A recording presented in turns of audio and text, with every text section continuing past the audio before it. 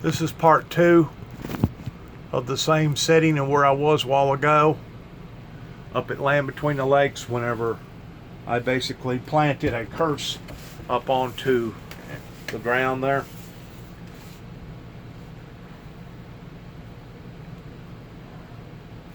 I want to back up real quick just to see if it was something that I had done in regard to not having big pictures. I don't know that it was or it wasn't. Let me back up and see if I can get this thing. No. Once more, here I was out in, there's the curse. The curse that I planted up onto the property. There's the war paint that I had on during the ceremony. Half of my face represented peace, the other half represented war, pertaining to being torn. Once more, there is the actual curse of a mound of dirt that I planted in the sacred site. Went through a lot of time, went through a lot of headache towards going through all this stuff.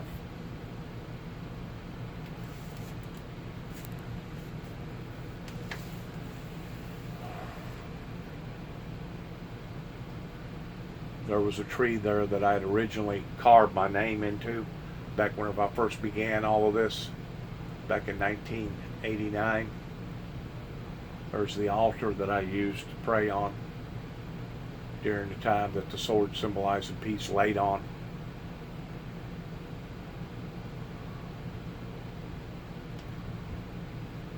World peace. I believe this was during the time that I was out in Oklahoma City, Oklahoma. Peace prophet. Camp meeting, special prophet and Bible message, peace. God's family. And here's some pictures whenever I was over in East Tennessee, around the Chattanooga area.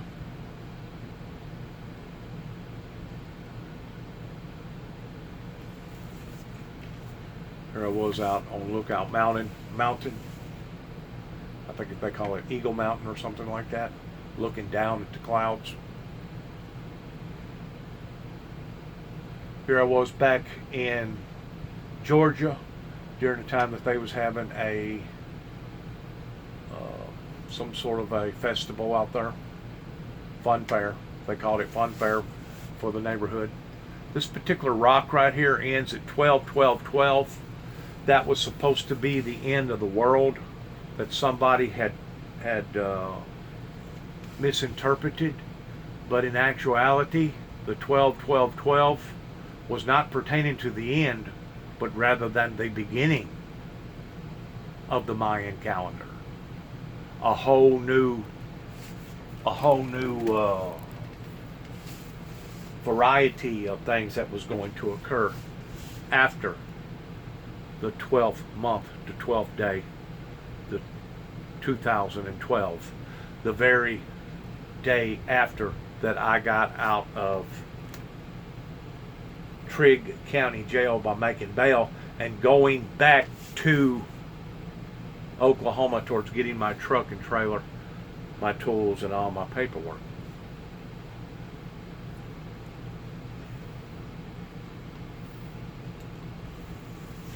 Once more, that's the curse. There's 661 pictures on this particular album, so I'm going to go through a lot of this stuff fairly fast, so bear with me. Whenever I get to something that's really intriguing, I'll stop and I'll talk about it. The arrow representing the poison arrow. Before the poison arrow struck the flesh of my skin, that I would disappear. Here I was in 2009 after the ice storm hit up in Land Between the Lakes. I was down by Sugar Bay, camping out there by the Tennessee River on the Tennessee side.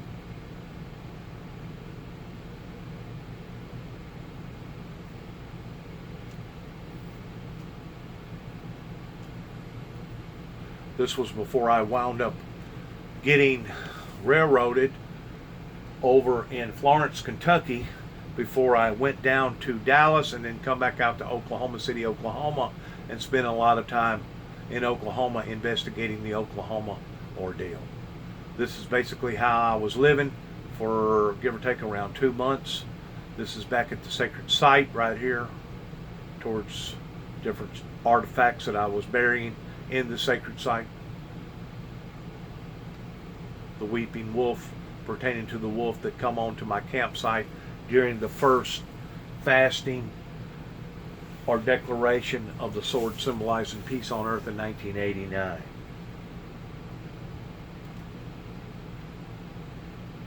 Back at the site, back at the tree, back at the altar. See all the grass that had grown up.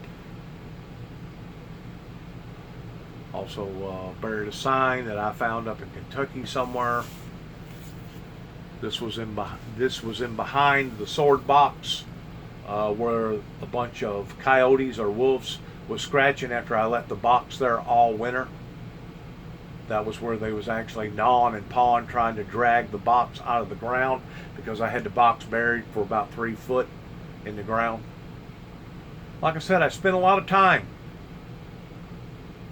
in research, going different places, and doing this for biblical Bible prophecy reasons.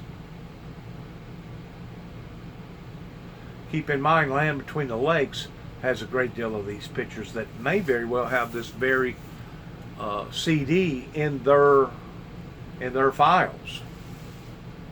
They had no earthly idea what I was up there doing, and it freaked a bunch of people out to the point that it caused a bunch of friction. There was the seal there that the Cherokee people over in Tahlequah, Oklahoma, gave me for doing what I done in discovering the truth about the cover-up out in Oklahoma City, Oklahoma. Once more, we're back here at the sacred site during the first development stages of the curse that I had planted up there in that area. This was another picture. Some more work that I was doing. This is another picture that got messed up on this particular album. This was on the back side of one of the walls in Oklahoma City, Oklahoma, that we search for the truth, we seek justice, the courts require it, the victims cry for it, and God demands it. To this day, that's probably still there, and of course that's the date whenever it happened from Team 5. Back at the site, taking that picture out in Oklahoma City, Oklahoma. That's the tree there that I originally carved my name Jewbee into. Once more, I'm burying some stuff. It takes time to do this. I mean, this just didn't happen overnight. I mean, I had to go back and go back and do this and stay over here and for another 30, 40, 50 days and then go back, and I mean it took up a lot of energy and a lot of time. There I am there. I done forgot now where that picture was taken at.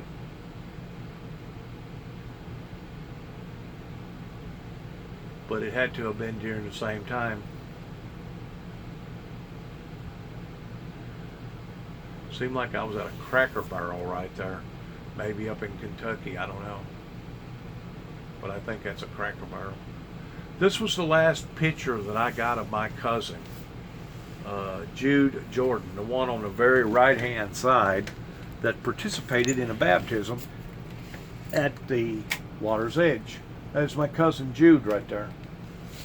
To this day, we still don't know where he went to, and we haven't heard hide or hair from him. We don't know if he's living or dead. This was while I was over in Missouri, pretty close to where Jesse James and his family was buried. Seemed like this was over in a little town called Liberty, Missouri. Pretty close to Kansas City, Missouri. This was a restaurant that I was at. There's an old firefighter. This is the actual cemetery where the James family, part of my family, is buried at. That's the original Jesse James house. They cut that off right there to display what he was actually raised up in during the time that he was living. Old log cabin. This particular restaurant, I believe Bush Jr. wound up going to, raising some money for the Republican Party. This was a ministry called IHOP Ministries. They'd already been sued by IHOP Pancakes several different times because IHOP Pancakes thought that they was trying to take over their name. I was impressed by the young people and the type of facility that it was in regard to all the different workstations that kids could get on and do savvy work pertaining to. This was a guy that I was working for there at Body Works Body Shop in Kansas City, Missouri. This was his boat. Got wood. I don't know why he named it that, but his name was Kerry. That's a picture of him before, and there's another picture of him there. Beautiful boat, older boat, back at the restaurant, famous restaurant. Got good food there. This is here pertaining to Hop In Refuge, Hop In, Tennessee. Don't know where this picture here was taken at.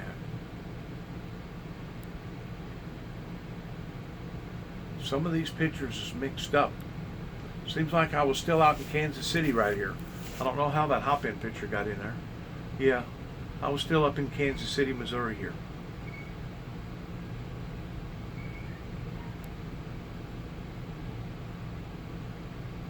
This was a church that I was at, Shalom. People that studied the Bible and done a lot of Hebrew study pertaining to Shalom, meaning peace in Hebrew. He was up pretty close to Kansas City, Missouri. This was a church here in Kansas City, Missouri. I believe it was the Methodist church where they was performing, I believe, a baptism. Here's my toolbox while I was working for Body Works. I had just got through bringing that black toolbox from Tennessee that I had stored down by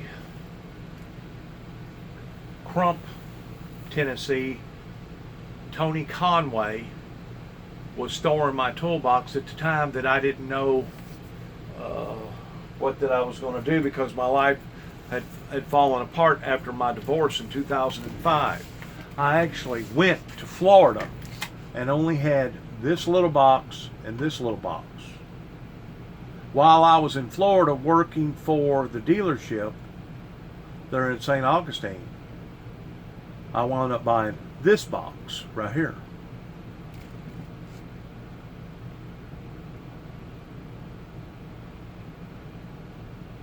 And later I traded this NASCAR box for 3 other big boxes that's basically just push around boxes with some wheels on it, to where I can be more mobile, because that thing was so heavy.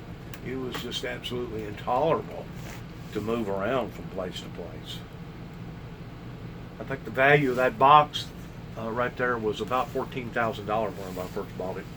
It was a professional NASCAR box. It had swivel wheels on it, also disc brakes. You could pull it around by yourself. This was while I was out in Phoenix, Arizona, working for Bill Luke Chrysler Dodge. This was the actual body shop that I looked at every day. All these signs hanging down, all these nice wordings. I think in total they could work about 24, 28 metal men. Each man had 3 bays. Everything was all vacuum, had your own cleanup stall, had your own supplies that you kept in order. A lot of Mexicans was working in this body shop.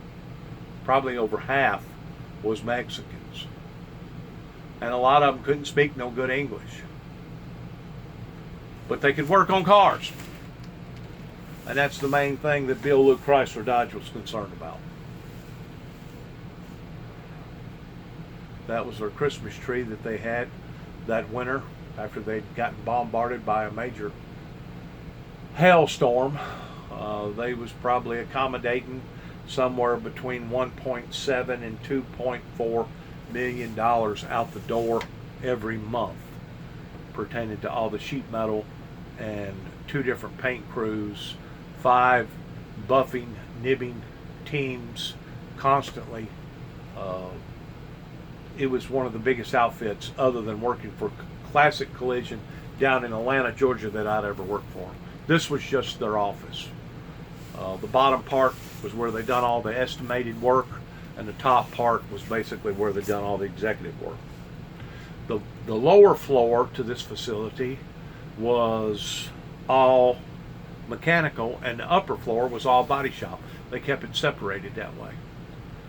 At the time, they was holding one of the biggest Geico contracts, give or take around $400,000 to $450,000 out the door every month, just off of Geico alone insurance company. They held one of the highest records, and I don't know to this day whether or not they're still holding the high record, but at the time they was holding one of the highest records for body shop working for Geico insurance company.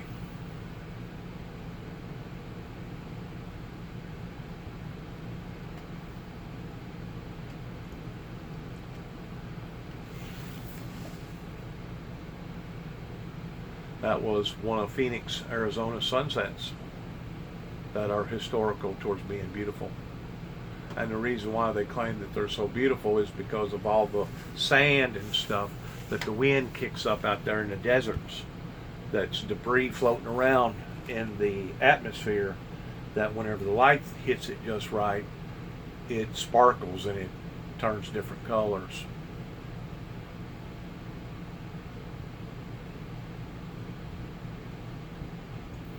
This was the same church that I went to out at Phoenix, Arizona, that basically banded me, that McCain belonged to there in Phoenix, Arizona. John McCain. There I am. Not a good picture of me. But I hadn't gained all the weight that I have now.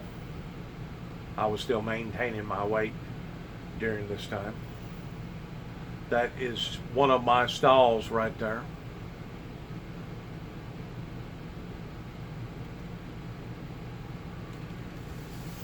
This is my toolbox that I drug out there, displaying my father's flag.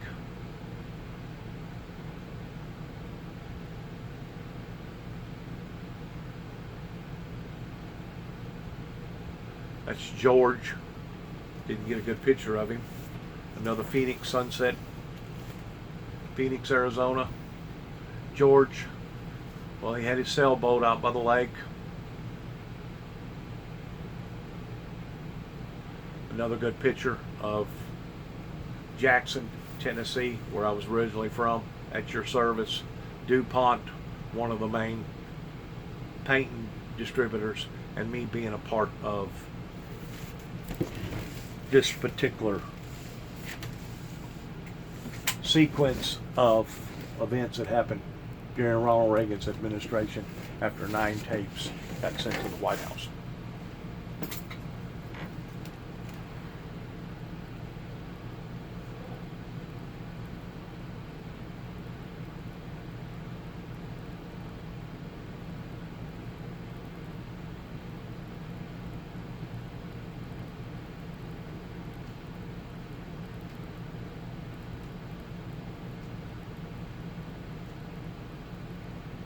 Will the smiles last? That's a $64,000 question that now everybody's asking each other since Donald Trump has gotten hooked up with the Russians the way that he has. Will the smiles last?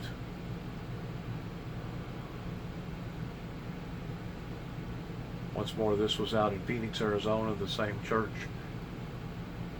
that John McCain went to. This was the sled here that I used, that I actually manufactured up in Denver, Colorado in 2007.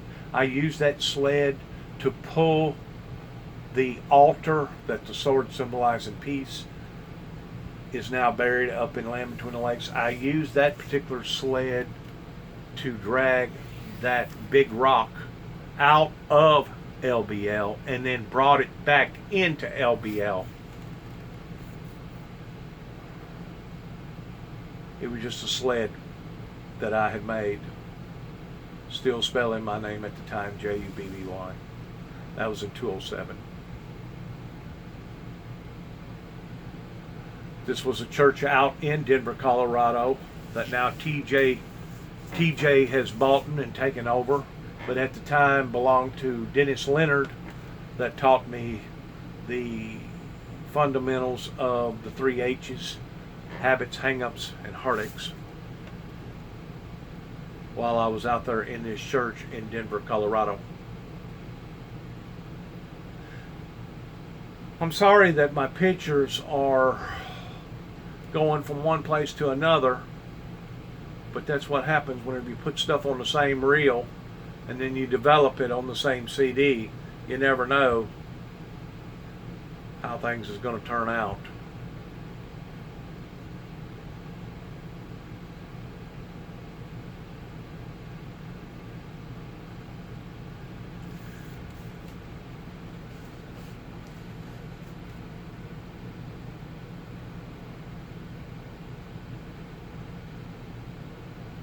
That's my toolbox right there, I believe, if I'm looking at it correctly. Snap on.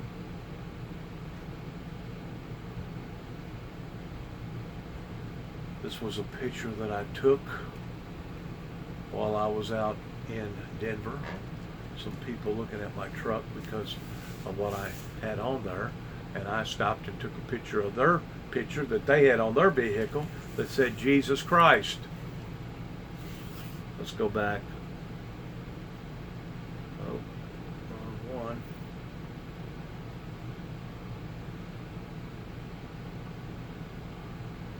Not man who became God, but God who became man. I like that. Once more, I'm out in the Rocky Mountain area, up around Denver, Colorado. I believe this particular area here, I was actually up around Aspen, Colorado, but I spent quite a bit of time up in Basalt, Colorado. Just taking some cool pictures. A lot of snowfall, a lot of big ski resorts. This may have been Flagstaff. I took a lot of pictures of Flagstaff whenever I was up there too. That's basically, that was a restaurant with 4 horses. Yep, this is Flagstaff. There is the Grand Canyon. Grand Canyon.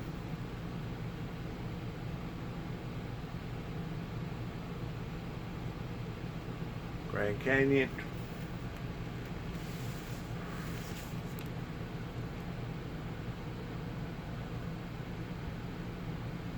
A lot of pictures of the Grand Canyon. I kind of like that picture right there. I think they claim it's a mile down. A mile to get to the bottom. That's a long way down.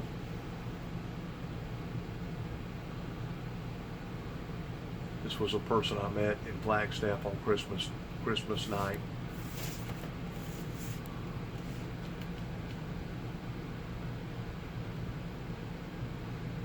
Now I'm back in Oklahoma, I believe, maybe New Mexico. See their bridges with all their symbols and icons on them.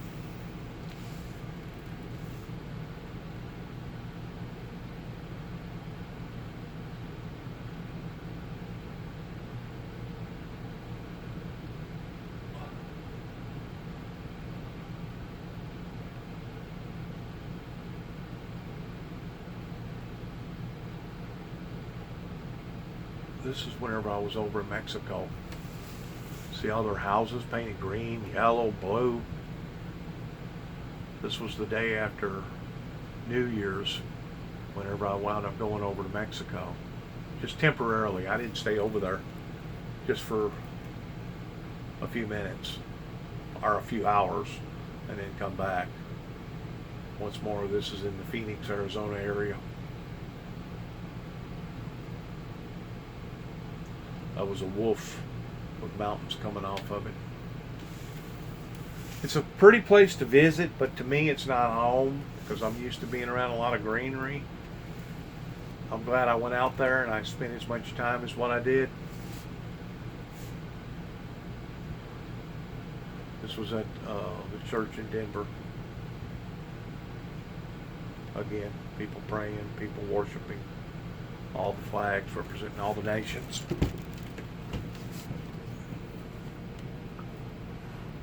The Potter's House. That's what it is now, where it used to be called something else. Colorado Christian Fellowship.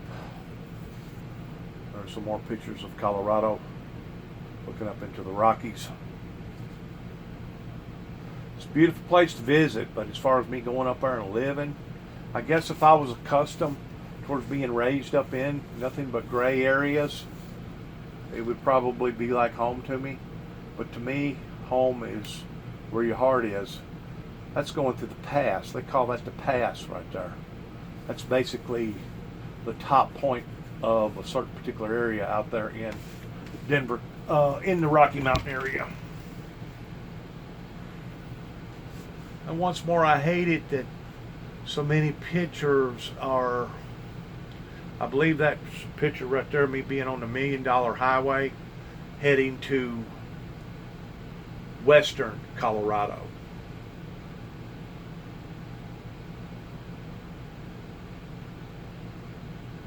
Out towards Grand Junction. A lot of ski resorts.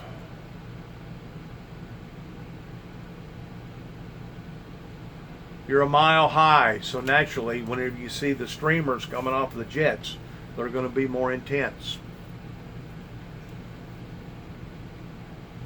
I don't know who that person was. I just took a picture of a bunch of mountain people skiing. It's a different world out there, especially during the winter months. Different world. Whole different world. There's a snowmobile right there that pushes snow around. There's the tracks. Some of them people, it ain't uncommon to get a 7, 8, 10, 12 foot snow at night, to the point that come morning you can't even get out of your house. You got to dig your way out. Cool little cabin up by the pass.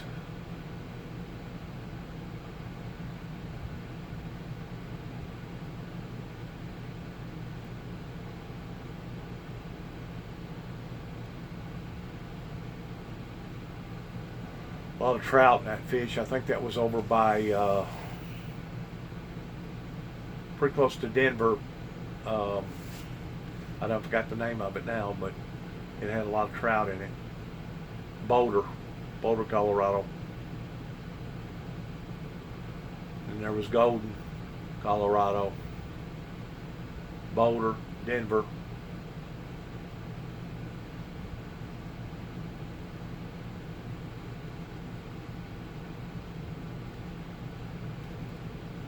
Put a lot of miles on my truck towards going out there and looking and understanding what went on out in Oklahoma City, Oklahoma, as well as Mount Carmel, Texas. This was a body shop that I was working at outside of Denver. Car Star. These are some pictures here inside Buck and Bass, I believe it was. No, Bass Pro. Bass Pro.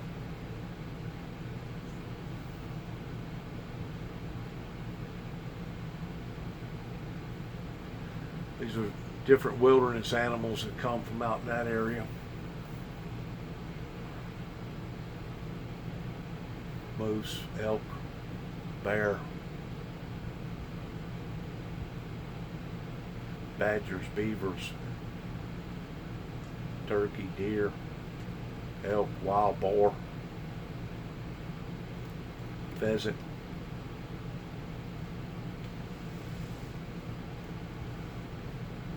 Nowadays it's gotten so expensive to do anything up there in the mountains.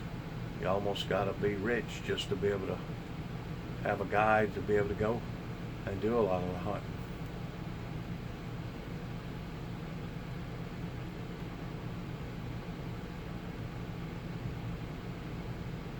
Quail, fox, swordfish, blue marlins, big mouth. And that was the dealership. That was their floor that I was working at. The body shop was in behind there. That was the painter. And Sus Pontiac Buick place there in Colorado, Denver, Colorado area.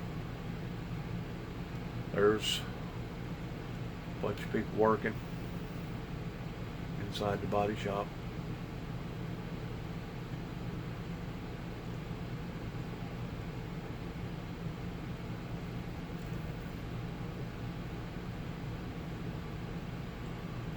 Potter's house again out in Denver.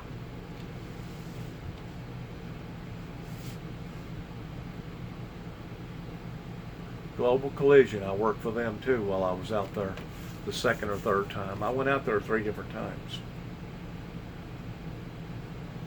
That was a big, strong outfit right there. Had good benefits. There's the body shop people there in Kansas City, Missouri that I was working for. Body Works. The one that had the boat that I told you about.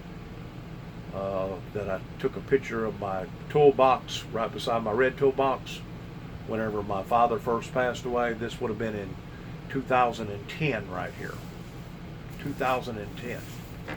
9 years ago. This was in Kansas City, Missouri. This was the last time that we heard anything of Jude, my cousin, working for these people. And since then, we ain't seen or heard hot or hear from him. Oakwood Baptist Church. I believe that's in Jerry Smith's Body Shop there in Milan, Tennessee. Oakwood Baptist Church. That's the same church that kicked me out of in 1993, I believe, whenever I wound up taking the plaque off of the tree that said Acts 23:9, and they told me that I was not welcome there. And that's right beside Jerry Smith's Body Shop. I worked there for 5 years in behind the house right there for 5 years working for the Smith family. Jerry Smith, Tony Smith, Keith Smith.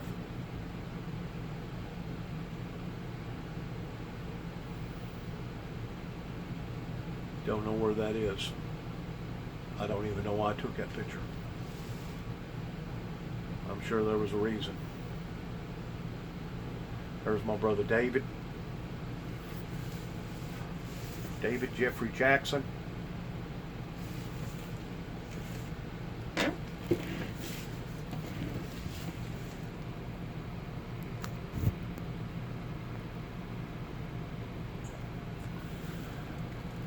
And of course that was taken, I believe, whenever Gary Jackson wound up having a commotion.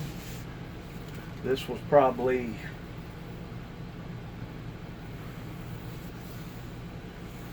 long about in 2012, whenever we had to call the police on one of my cousins and have him physically removed from the property. That's a good picture right there, David.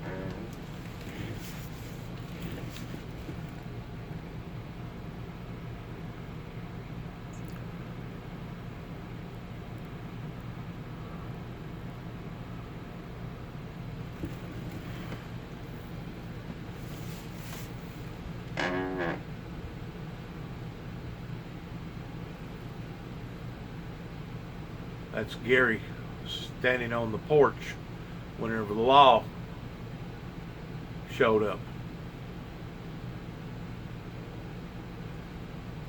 He was giving David a lot of trouble. It was either 2012 or 2011. It may have been 2010. I know it probably was the same year that my father passed away. It may have been a little after that. But that's Gary, my cousin from my dad's brother that was adopted. There he is in handcuffs. That's what the living room looked like. All the beer cans.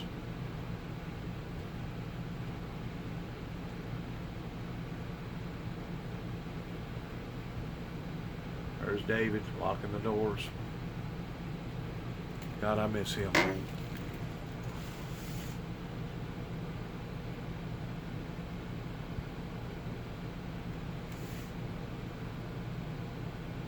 That's my grandfather, Kelmer G. Jackson. And that's his wife, which would be my grandmother. The reason why that I come back here and put up the broken cross and put up the sign in honor of her. That's my cousin that got burned up in a fire in 1983. That's whenever the whole family started being attacked. That was the same year that the car rolled over on top of me and I almost died. Precious Lord, take my hand. There's my great-grandfather, James Jeffrey Jackson, that built the old limb, that had bought the old limb store right down the road here. That was a merchant for the people, and his wife was basically a helpmate in bringing a lot of children into the world. That's Leon Jackson and his wife. Leon and his wife, Margaret.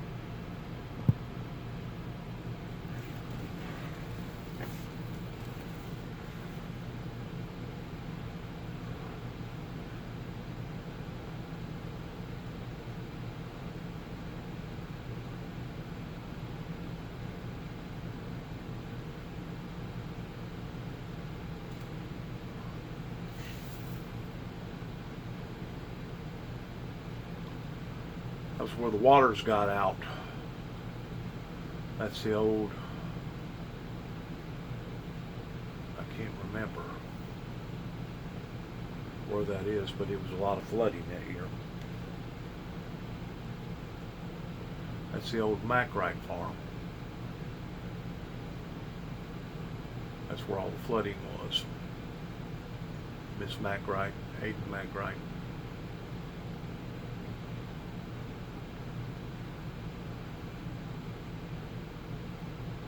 There's another good picture of David. Looked like it was taken during the same time period.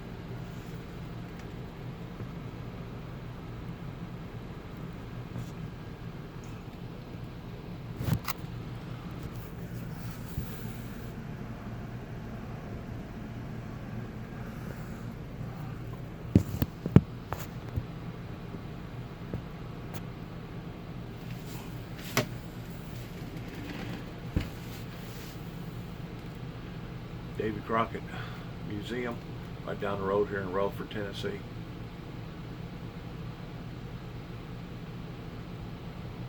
Now I'm over in East Tennessee, over in Cherokee. Like I said, I'm sorry that my pictures are mixed up, but whenever you put a lot of pictures on one DVD, this is sometimes what you get. This is in East Tennessee, up towards Cherokee.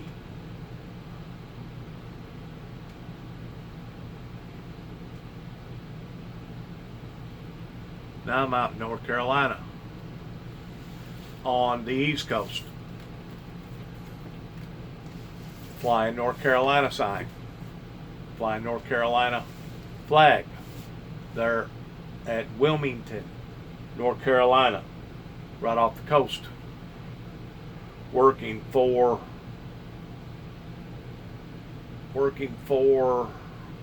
Wilburn Auto Body, in which I don't even know if they're still in charge or not. Obviously this was after 2009, because my windows being all blowed out of my automobile there. But this particular person, I think, had 13 or 14 body shops in Charlotte, North Carolina area. Big hailstorm, tornado hit. Had a lot of work. Stayed up there for quite a while working for him.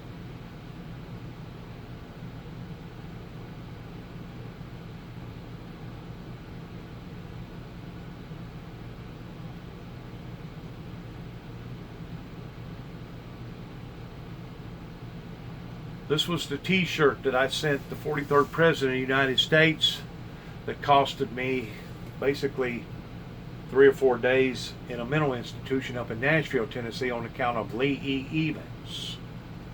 The shirt read, "The Four Horsemen of the Apocalypse."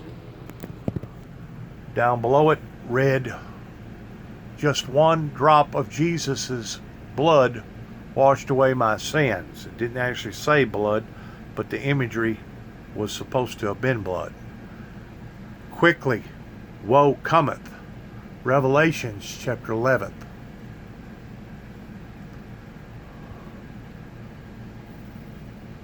A bloody road ahead. This shirt was sent in 2005. The Crown of Thorns, the Crown of Life, the Jewbee story.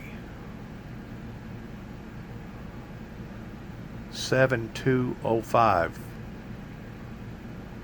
7205 was the year that it was sent to the 43rd President of the United States while I was working in Nashville, Tennessee, Davidson County at the time. And that's whenever Lee E. Evans hijacked me while I was working for a dealership south of Nashville and costed me 4 days in a mental institution just about the time the Hurricane Katrina hit.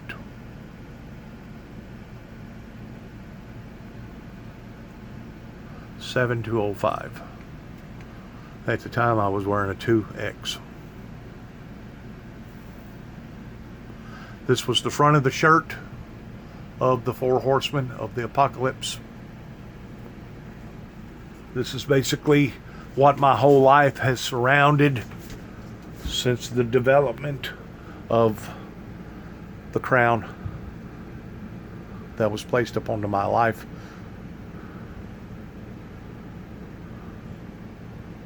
That's the Antichrist. There's the false prophet.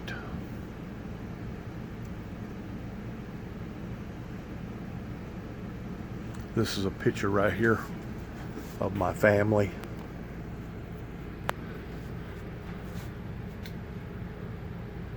Probably taken up in Chicago before we moved down to Tennessee. This was a picture here that I always admired towards the night becoming knighted. Let me go back real quick to this picture of this t-shirt. This was the whole setting. The false prophet, the Antichrist, wearing a crown of thorns right there. Satan having the sword, taking peace from the earth.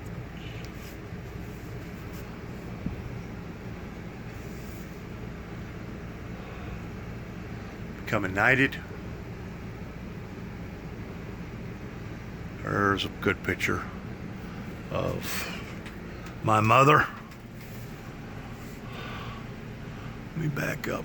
Right there. I'm the little one right in front. I'm probably about 3 years old right there. That's Douglas Keith to her left, which would be to our right. and Danny, my older brother, wearing the Boy Scout suit to her right, which would be to our left.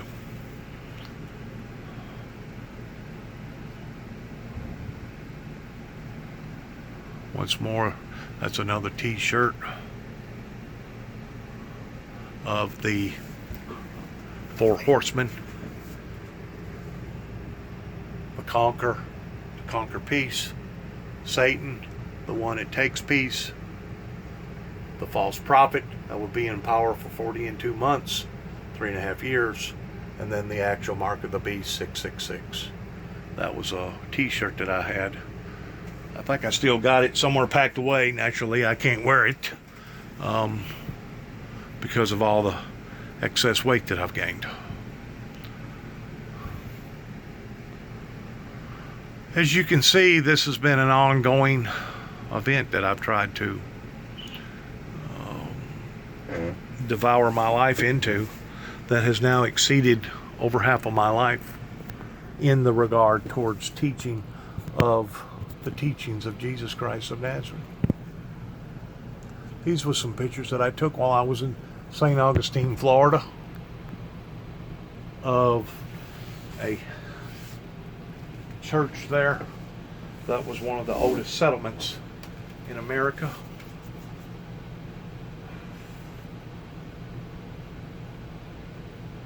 St. Augustine, Florida, established September the 8th, 1503 or 1565. This was the first on record of an established incorporation here in America. Not the oldest church. The oldest church is out in New Mexico, Santa Fe, New Mexico. But this is the oldest establishment on record, keeping record file. Not that it's the first people here in America, but it's the first establishment.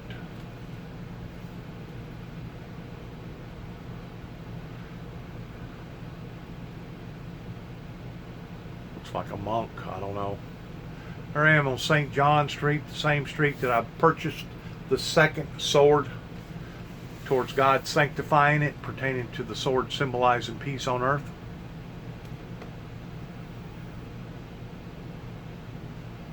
There's the Knight's Table,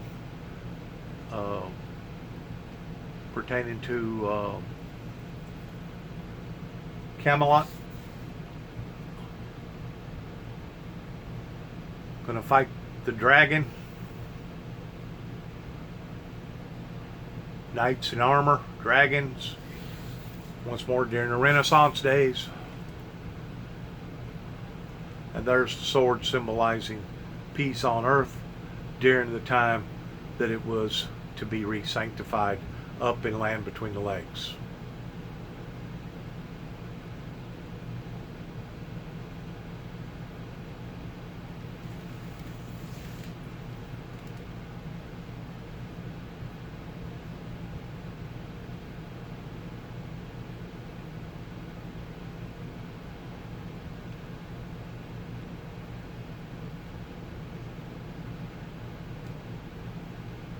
That's the false prophet right there. Once more, the imagery that is engraved into the handle of the sword is the reason why that I was attracted to the sword. That particular is holding a time that they used to measure time with.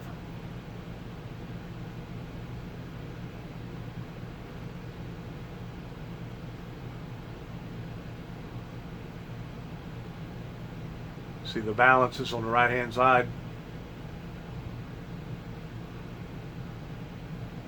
That was the area that I was sleeping and staying in. This was during the time that the black rattlesnake, or not rattle, but the black racer, come up underneath and wrapped itself around the altar and around the sword 3 different times before it shot up underneath the tent. I'll show you just in a minute.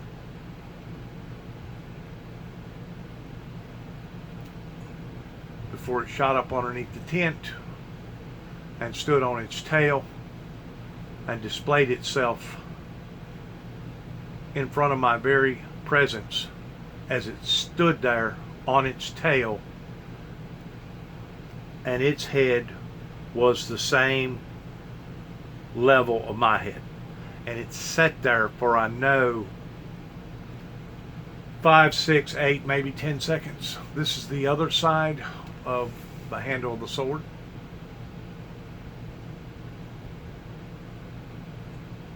The sword symbolizing peace on earth.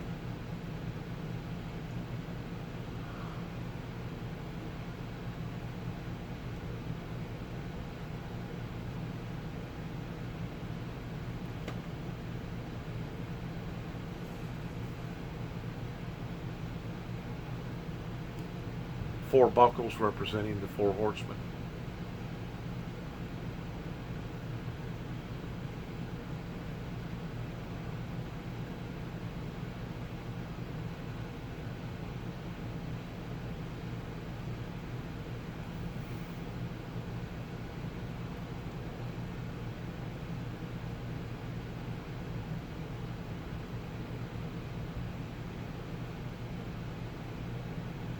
This is the outfit that I was working for out in Oklahoma City, Oklahoma, whenever they wound up giving me the boot. This would have been in 2009, while I was out there doing a lot of research, doing a lot of investigating of the Oklahoma bombing incident that occurred out there. I wound up losing my job and had to leave Oklahoma City, Oklahoma, and actually wound up going and working for a body shop or two up pretty close to Sam Walton's, where Sam Walton started Walmart up in Arkansas, before I come back down to Oklahoma there at Sand Springs and went to work there pretty close to right there at Sand Springs, Oklahoma City, Oklahoma, working for a while. This particular picture is at the Oklahoma Memorial Site there in Oklahoma City, Oklahoma. That's the fence. There's the memorial site.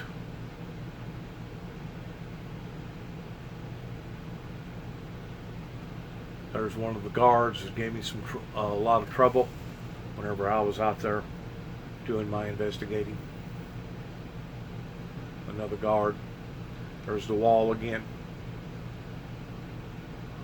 This is all in memory of those that perished during the time of the incident of the Ryder truck and the ammonia that was made to cause one of the worst homegrown events to this day that has ever happened here up onto this soil. This was a picture that I took of some people that was trailing these particular artifacts somewhere. I don't know where. They was from Washington or Washington State, and I don't even know now where I seen this at, but I'm pretty sure it's probably in some sort of museum somewhere where they was taking all of this artwork.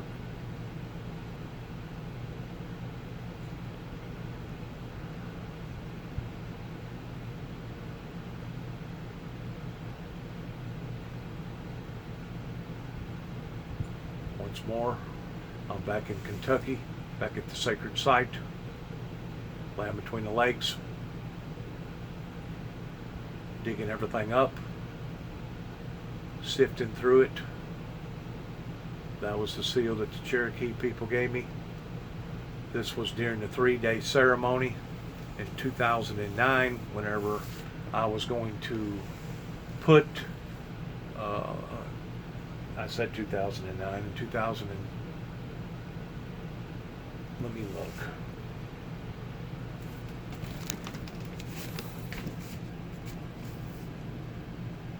Yeah, 2009. 6/26/09. It was 12 o'clock whenever I was doing this particular 3-day ceremony. After that, I had left Oklahoma City, Oklahoma. The last and final time towards running into Mr. Burns, that basically told me that they was hunting me down by tapping in on my phone. Anyways, I come back through LBL. I got a 3-day pass before leaving and going down to Memphis, and then going from Memphis down to Atlanta, working for Gerber Collision and Glass down there in the Kennesaw, Atlanta area. But while I was here, I was doing a ceremony going to plant that seal that the Cherokee people had given me in this sacred site. In the meantime, this bird kept flying over my head that was very, very upset. And the next thing you know, this little baby bird come out of nowhere. And how in the world that it was creeping its way up towards the hole is beyond me. But the bird God had brought into my existence to be used as a sacrifice in what I was doing. Needless to say, the bird actually wound up in the hole that I was digging at the time. And of course, I didn't bury the bird in the hole. But what I did do was remove the bird, and by me touching the bird, probably doom the bird anyways. But for some reason, that bird wound up in the center of that sacred site while I was doing that ceremony that day of something supernatural that was occurring right in front of my eyes towards a little baby bird sacrificing itself towards getting in that hole. This was a picture, these pictures here, while I was still out in the Atlanta, Georgia area. Christian Lakes, Trinity. There was the minister there, just outside of Atlanta. That was in Kennesaw, over there at their Overlook Park. That was the spear that I had purchased in that area, the Native American spear.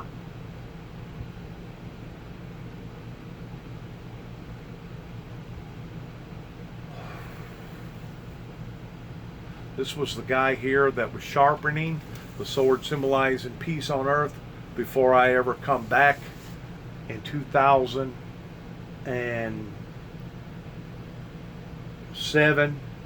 After that, I had already attempted to go out over to Washington, D.C., pulling a wagon down the C&O Canal for a period of about 57, 58 miles, trying to retrieve the sword symbolizing peace on earth. This was the guy here that was actually sharpening this sword while I was leaving Florida, heading back to Kentucky in 2007, whenever all the rigmarole of my father, my biological father, calling up the Kentucky authorities and telling them that my son was on a caught by suicide mission and to stop him at all costs. And that's whenever the LBL authorities stopped me right there in front of Wrangler's campground.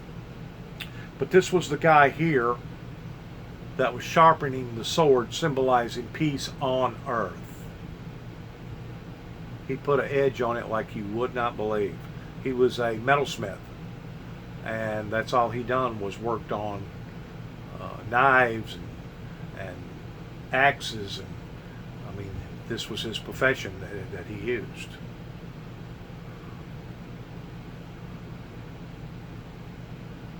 This is the beginning part again, where we started. This will end this particular sequence of all this that has occurred, and I hope that you've enjoyed this, whoever gets a hold of this, in the name of the Lord, Father, the Son, and the Holy Spirit, in the name of the Lord Jesus Christ of Nazareth, here at 291 Thompson Road, Sharon, Tennessee, zip code 38255. I hope that you've enjoyed this. My telephone number will probably be changed after you see this, so there's really no need for me to give it out that. But the Windmill Ministries missions pertaining to the St. Dal's Recovery Shelter is still here, even though it's not